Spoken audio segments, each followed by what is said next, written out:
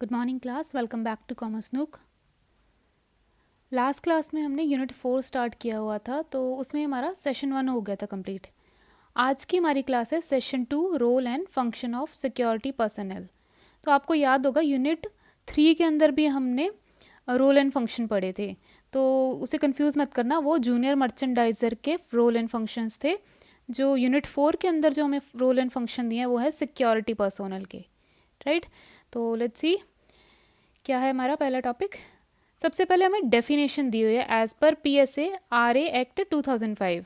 तो क्या इन्होंने बताया हुआ है कि जो सिक्योरिटी गार्ड है वो कौन है। एज पर दिस डेफिनेशन क्या है, ये private security agencies regulation act के अकॉर्डिंगली क्या डेफिनेशन हमें गवर्नमेंट ने दी हुई है एक सिक्योरिटी गार्ड की। तो a security guard is any person providing private security with or without arms to another person or property or both and includes a supervisor. तो ध्यान दें, सिक्योरिटी गार्ड कौन है। ये वो इंसान है जो आपको प्राइवेट सिक्योरिटी प्रोवाइड कर रहा है विद और विदाउट आर्म्स, यानी कि हथियार हो भी सकते हैं इसके पास और नहीं भी हो सकते हैं, ठीक है। अब किस चीज़ की सिक्योरिटी प्रोवाइड कर रहा है, एक तो किसी इंसान को दे सकता है, किसी पर्सन को, या फिर प्रॉपर्टी को सिक्योरिटी प्रोवाइड कर सकता है ये, ठीक है, या फिर दोनों को।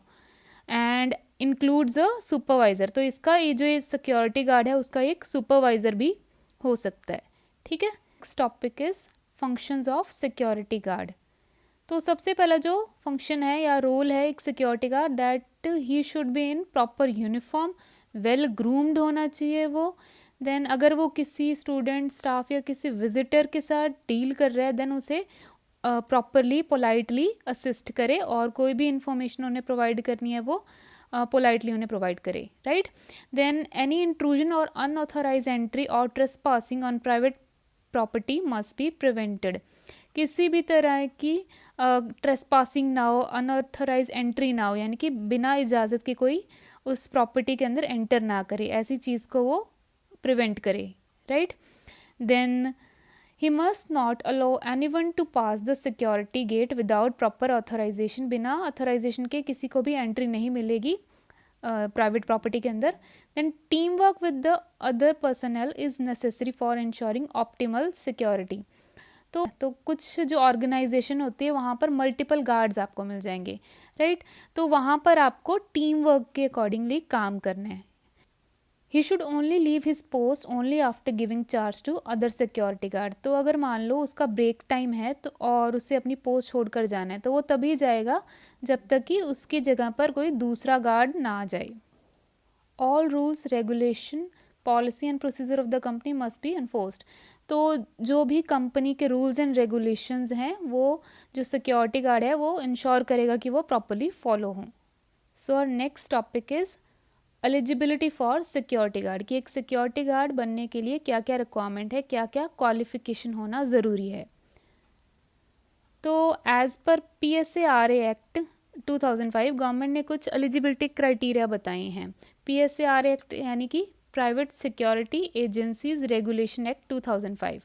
तो इस एक्ट के अकॉर्डिंगली क्या क्या रिक्वायरमेंट होनी चाहिए एक सिक्योरिटी गार्ड के एलिजिबल होने के लिए, ठीक है। तो सबसे पहले उन्होंने हाइट बताई है, मेल की 160 सेंटीमीटर एंड फीमेल की 150 सेंटीमीटर। वेट उन्होंने बोला है कि हाइट के प्रोपोर्शन में ही होगा, एंड जो चेस्ट होगी वो मेल के लिए उन्होंने 80 centimetre with expansion 4 centimetre, and female के लिए कोई एज सच रिक्वायरमेंट नहीं है।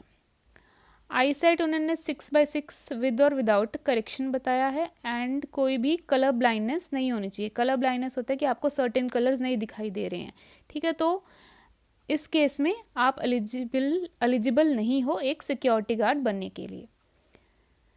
देन नेक्स्ट उन्होंने ये बताया कि इंग्लिश अल्फ़ाबेट्स और जो अरेबिक न्यूमरल्स हैं वो आप रीड एंड अंडरस्टैंड प्रॉपरली कर सकें।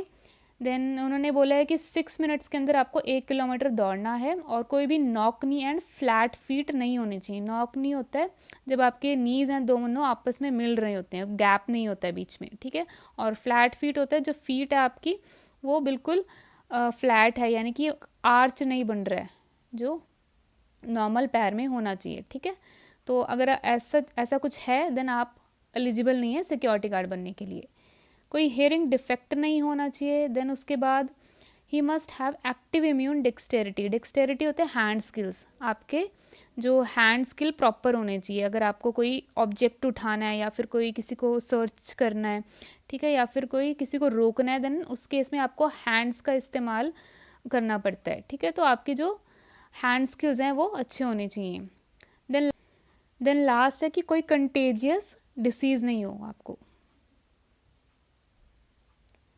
और next topic is types of security guard.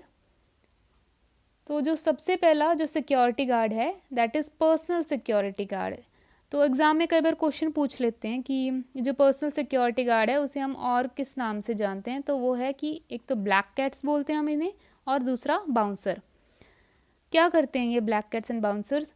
They provide physical security to their employers while accompanying them everywhere. तो जहाँ उनका जो एम्प्लॉयर है जाएगा, उनके साथ साथ ही ये जो पर्सनल सिक्योरिटी गार्ड है वो जाएगा। तो आपने जो भी सेलिब्रिटीज़ देखे होंगे, वीआईपीज़ देखे होंगे, जो उनके साथ जो गार्ड्स होते हैं उन्हें हम लोग पर्सनल सिक्योरिटी गार्ड बोलते हैं, ठीक है।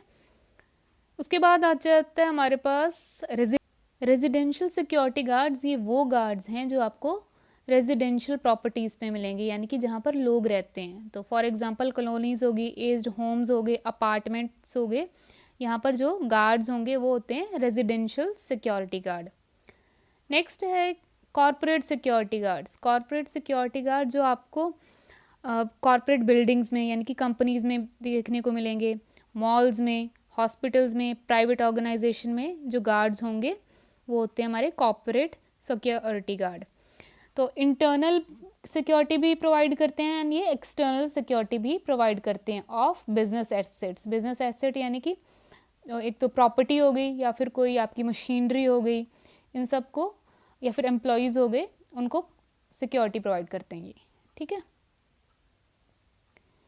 नेक्स्ट आ जाते हैं मोबाइल सिक्योरिटी गार्ड। ये आपने पेट्रोलिंग जब हमने किया था टॉपिक उसमें भी पढ़े थे। मोबाइल सिक्योरिटी गार्ड्स होते हैं ये जो मूव करते रहते हैं अराउंड द प्रॉपर्टी और ऑब्जर्व करते हैं उनकी किस कोई सस्पिशियस बिहेवियर या सस्पिशियस एक्टिविटी ना हो रही हो अराउंड द जो प्रॉपर्टी के अराउंड कोई सस्पिशियस एक्टिविटी ना हो, ठीक है।